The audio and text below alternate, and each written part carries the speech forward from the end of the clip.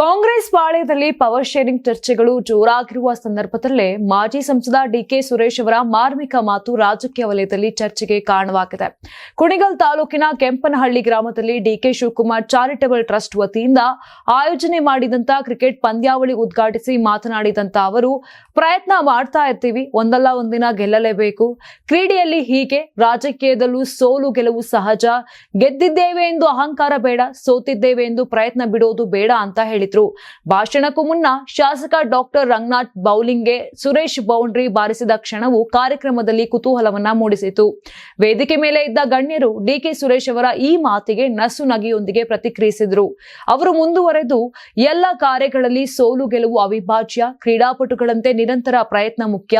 ನಿಮ್ಮ ಆಶೀರ್ವಾದದಿಂದ ನನ್ನ ಪ್ರಯತ್ನವು ಮುಂದುವರಿಯುತ್ತದೆ ಅಂತ ಹೇಳಿದ್ರು. ಕಲ್ಯಾಣೋತ್ಸವ ಮಾಡಬೇಕು ಅಂತ ತೀರ್ಮಾನ ಮಾಡಿದ್ದಾರೆ.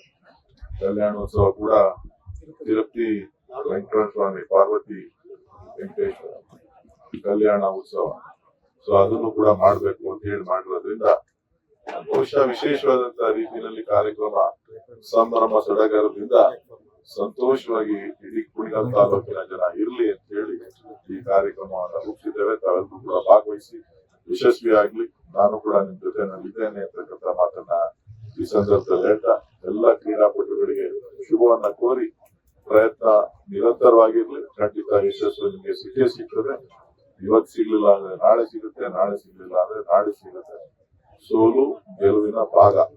ಒಬ್ರು ಸೋಲ್ಬೇಕಾಗ್ತದೆ, ಇನ್ನೊಬ್ರು ಗೆಲ್ಬೇಕಾಗ್ತದೆ. ಕ್ರೀಡೆಯಲ್ಲೂ ಸೋಲ್ಬೇಕಾಗ್ತದೆ, ಎಲ್ಲಾ ರಂಗದಲ್ಲೂ ಕೂಡ ಸೋಲ್ಬೇಕಾಗ್ತದೆ.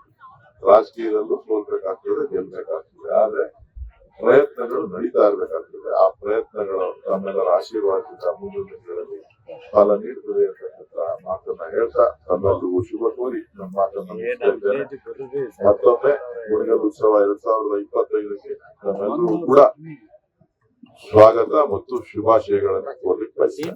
ನೀವು ಸಣ್ಣ ಆಗ್ಬೇಕಲ್ವಾ? ಅದು ಒಂದು ಉತ್ತಮ ಆಹಾರದಿಂದ ಸಣ್ಣ ಆಗ್ಬೇಕಲ್ವಾ? ಪ್ರತಿದಿನ ನಮ್ಮ ಜೀನಿ ಸ್ಲಿಮ್ ನ ಯೂಸ್ ಮಾಡಿ ಯಾವುದೇ ಸೈಡ್ ಎಫೆಕ್ಟ್ ಇಲ್ದಂಗೆ ನೀವು ಸಣ್ಣ ಆಗ್ತೀರಾ.